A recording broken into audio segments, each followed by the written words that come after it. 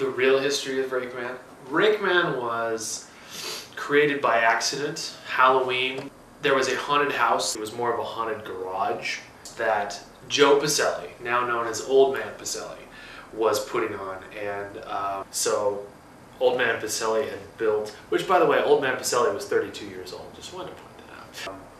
One of the helpers didn't like his mask because it didn't fit him. So Joe kindly offered him a rake, saying, well, this would be scary. So he gave him a rake in addition to his mask that he didn't want anyway. So myself, being a nice guy, I offered to trade with him for his mask and the rake. At which point he was right, that mask was horrible. So I turned the mask around backwards, so I just had this hair in my face and I had this rake. Initially, Rakeman became the caretaker of this haunted house, and he was trying to warn people away, walking up and down the street. Your standard Pirates of the Caribbean type warning: do not go in, do not go in. Beyond these gates is cursed, and things along those lines.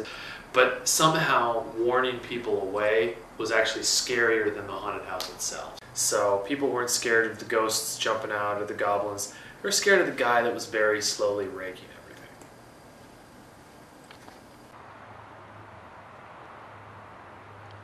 That first night, one of Old Man Pacelli's cousins, who was about 9, really thought that that was pretty cool.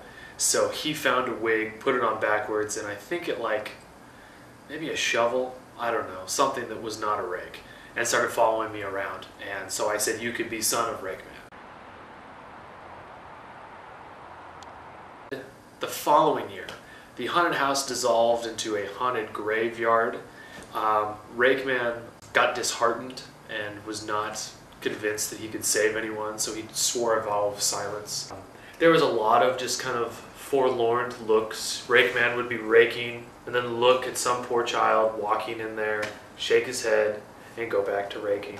Every now and then lean down, pick up a leaf, smell it. I don't know why. Put it back down again. The reactions to the vow of silence were quite peculiar. We had people being very scared, convinced that Rakeman was going to do something, even though he clearly was not.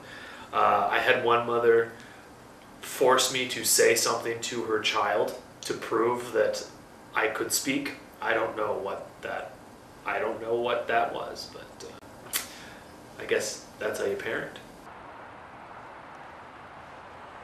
So that was kind of the birth of Rakeman.